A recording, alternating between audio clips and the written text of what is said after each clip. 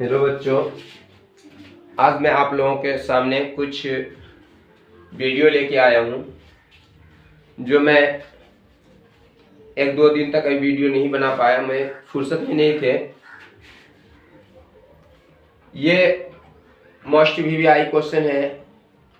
जिस बच्चों का क्लास 10 में उर्दू है सब्जेक्ट और उसका हिंदी नन हिंदी होता है, तो वो नन हिंदी का सवाल मैं लेकर आया हूँ जो आपके किताब में ढूंढते रहने पर भी नहीं मिलने वाला है। बच्चे बड़ा परेशान हो जाते हैं कि ये क्वेश्चन पूछे कहाँ से गए हैं, कैसे होंगे। तो मैं आप लोगों से ये निवेदन करता हूँ बच्चों से कि आपके साथ साथ आप एक दूसरे दोस्त तक पहुँचाने की कृपा करें ताकि उसका भी कुछ हेल्प हो जाए।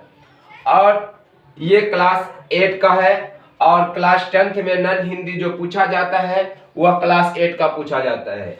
तो इसलिए मैं आप लोगों से निवेदन करता हूं कि इस वीडियो को ज्यादा से ज्यादा लोगों तक पहुंचाएं ताकि उनकी कुछ हेल्प हो सके। पहला चैप्टर का नाम है तू जिंदा हो तो जिंदगी की जीत पर यकीन कर, जिसका लेखक है शंकर प्रसाद केसरी शैलेंद्र, शंकर प्रसाद केसरी लाल शैलेंद्र। तू जिंदा है तो जीत की यकीन कर, ये इसका लेखक शंकर है। कौन है? शंकर। वो शंकर समझना है कि एक भगवान का रूप भी लेके आता है। तो एक भगवान का रूप लेकर आता है तो वो मरता नहीं है, वो अमर हो जाता है। तो ये जिंदा कौन रहता है? शंकर जी, जिसका जन्म जो है 30 अगस्त 1923 ईस्वी को हुआ था। कब हुआ था? 30 अगस्त 1923 को। और इनकी मृत्यु 14 दिसंबर 1966 को हुआ। शंकर दास केसरी लाल शैलेंद्र का मृत्यु जो हुआ वो 14 दिसंबर 1966 को। दूसरा है पाठ का नाम ईदगाह, जिसका लेखक है मुंशी प्रेमचंद। आपको किताब में मिलेगा प्रेमचंद, इसका पूरा नाम मुंशी प्रेमचंद था। और इसका जन्म 31 जुलाई 1880 ईस्वी में हुआ, जो इसकी मृत्यु 8 अक्टूबर 1936 को हुआ था। तो ये आपको जानना जरूरी है। अब देखिए, प्रेमचंद्र का दूसरा नाम भी था जो अक्सर बच्चों को याद नहीं है या तो फिर उन्हें किताब में ढूंढने पर नहीं मिलता है। उनका दूसरा नाम था धनपत राय श्रीवास्तव। इनका बचपन का भी कुछ नाम अलग था। अगला पाठ है 3 नंबर कर्मवीर, जिसका लेखक है अयोध्या सिंह उपाध्याय अरिऔध। क्या पढ़े इसको? अयोध्या सिंह उपाध्याय अरिऔध। इनका जन्म 15 अप्रैल 1865 ईस्वी में हुआ। इसकी मृत्यु 16 मार्च 1947 में हुई थी। अगला क्वेश्चन है बाल गोविंद भगत। बाल गोविंद भगत, वही बाल गोविंद भगत जिसका एकमात्र पिता था, सॉरी एकमात्र बेटा था। वो काफी सुशील और सुस्त दिमाग का था।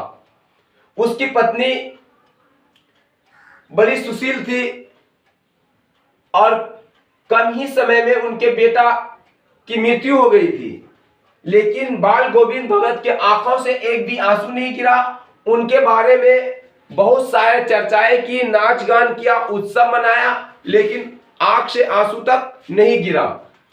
और वह उसे आगजनी जिसको कहते हैं, आग जो उसे दिया गया था वो अपनी पुतहू से ही दिलाया था, क्योंकि उसे बाल गोविंद भगत को कोई पोता नहीं था। आगजनी के दशकर्म के बाद बाल गोविंद भगत ने अपने पुतहू को नैयर में भेज दिया। वही बाल गोविंद भगत है जिसका लेखक है राम वृक्ष बेनीपुरी। इसका जन्म 23 दिसंबर 1899 को हुआ था। इसकी मृत्यु 7 सितंबर 1968 को हो गई। अगला क्वेश्चन है हुन्ड्रू का जलप्रपात। हुन्ड्रू का जलप्रपात, वही हुन्ड्रू जिसकी लहर और उसका झरना काफी दृश्यवान है। जो लोगों एक बार देख लेता है वह बार बार उसकी देखने की इच्छा जगी रहती है। वही हुंडरू का जलप्रपात है, जिसका लेखक है कामता प्रसाद सिंह काम, और इसकी जन्म 1916 ईस्वी में हुआ था और इसका मृत्यु 1963 ईस्वी में हो गया। ये कम ही उम्र में इनकी जन्म हुई और कम ही उम्र में इसकी मृत्यु भी हो गई थी। अगला पाठ का नाम है बिहार के दोहे, जिसका लेखक है बिहारी लाल चौबे। इसका जन्म 1595 में हुआ और 1663 में इनकी मृत्यु हो गई। अगला पाठ का नाम है ठेस।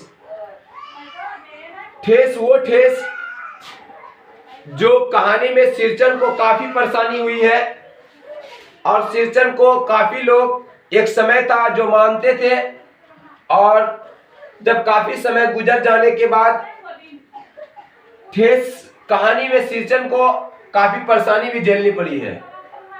वही ठेस कहानी है जिसका लेखक है फणीश्वर नाथ रेणु। फणीश्वर नाथ रेणु, और इनका जन्म 4 मार्च 1921 ईस्वी को हुई थी, जिसमें इनकी मृत्यु 11 अप्रैल 1977 ईस्वी को हो गई। अगला क्वेश्चन है, पाठ का नाम बच्चे की दुआ। यह एक कविता है और इसका लेखक है मोहम्मद इकबाल जी, जिसका जन्म 9 नवंबर 1877 ईस्वी में हुआ और इसकी मृत्यु 21 अप्रैल 1938 में हो गई। अगला पाठ का नाम है अशोक का शास्त्र त्याग। कहने का मतलब है अशोक एक राजा था, लेकिन वो शास्त्र मतलब कोई हथियार तलवार को त्याग क्यों दिया, मतलब छोड़ क्यों दिया। तो कलिंग के राजा पद्मावती, कलिंग के रानी जो थी पद्मावती, जब कलिंग का राजा मर गया तो युद्ध करने के लिए अशोक निकले थे। जब उधर से एक नारी शक्ति की झुंड और उसके सैनिक निकले, तो ये देखकर अशोक अचंभा हो गया। क्या हो गया? अचंभा। और इसने सोचा कि क्या मैं नारी पर मुझे भी अत्याचार, मतलब कि उससे युद्ध करना होगा। ये अशोक को जचा नहीं और अच्छा नहीं लगा। लेकिन कलिंग के रानी महारानी पद्मावती ने युद्ध करना चाहता था और बार बार उसने अशोक को ललकारा कि आओ हमसे युद्ध करो। लेकिन अशोक ने ये ठान लिया कि मैं औरतों पर अत्याचार नहीं कर सकता, मैं उनसे युद्ध नहीं कर सकता। और पद्मावती के सामने अशोक ने अपना शास्त्र त्याग दिया और सर झुका दिया। वही पाठ का नाम है अशोक का शास्त्र त्याग, जिसका लेखक है वंशीधर श्रीवास्तव जी, और इनकी जन्म 1904 ईस्वी को हुआ था और इनका मृत्यु 1980 में हो गई।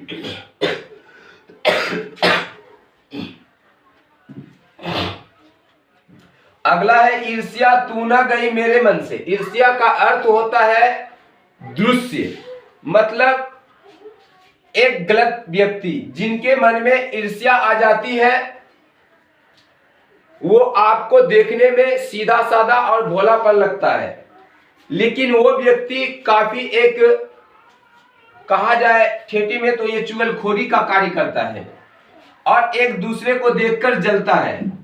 और ईर्ष्या की बेटी का नाम निंदा है। निंदा वही निंदा जो आजकल के गौर समाज में एक व्यक्ति दूसरी व्यक्ति की निंदा करते रहते हैं। अपने घरों में अपनी स्थिति को नहीं देख करके दूसरी की स्थितियों को देखता है, उसी को कहता है निंदा।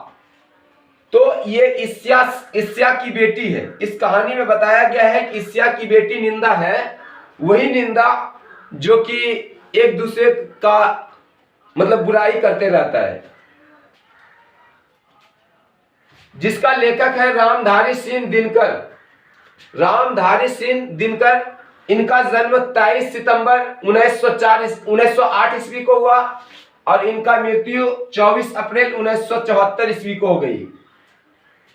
अगला है कबीर के पद, ये एक दोहा है और इनका लेखक है कबीरदास ही, जिसका जन्म 1455 ईस्वी में हुआ और मृत्यु 1575 ईस्वी में हो गई।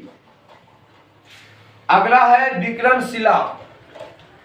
विक्रमशिला एक जगह का नाम है जो कहलगांव में स्थित है।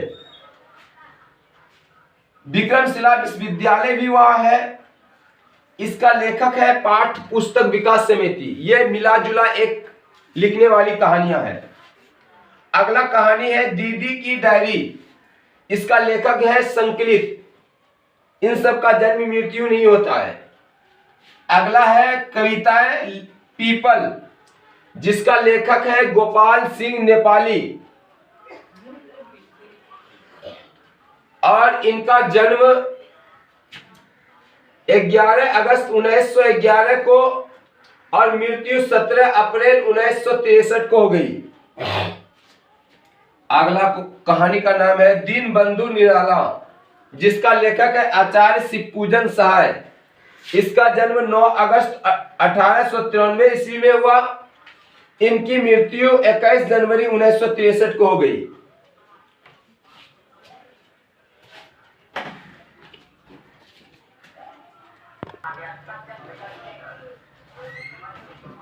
ये दीदी की डायरी, जिसका लेखक है संकलित पीपल गोपाल सिंह नेपाली, जिसका जन्म 11 अगस्त 1911 को 17 अप्रैल 1963 को मृत्यु हो गया था। इसका अगला पाठ का नाम है दीनबंधु निराला, जिसका लेखक है आचार्य शिवपूजन सहाय और इसका जन्म 9 अगस्त 1993 ईस्वी में हुआ और मृत्यु 21 जनवरी 1963 को हो गई। यह 1893 में जन्म हुआ था उसका। अगला है खेमा, जिसका लेखक है संकलित। इसका जन्म और मृत्यु नहीं है। खुशबू रचते हैं हाथ, ये कविताएं हैं और इनका लेखक है अरुण कुमार, जिसका जन्म 15 फरवरी 1954 में हुई थी। इनकी मृत्यु अभी नहीं हुई है। हौसले की उड़ान, इसका तो मैं पहले बता चुका हूं। इसका लेखक है पाठ पुस्तक विकास समिति, जिसका जन्म और मृत्यु नहीं होता है। अगला है जननायक कपूरी ठाकुर। इसका भी लेखक वही है, लेकिन मैं कपूरी ठाकुर का जन्म लिख दिया हूं और मृत्यु भी। इसका जन्म 24 जनवरी 1924 को और मृत्यु 17 फरवरी 1988 को हुई थी। यह कपूरी ठाकुर का जन्म और मृत्यु है।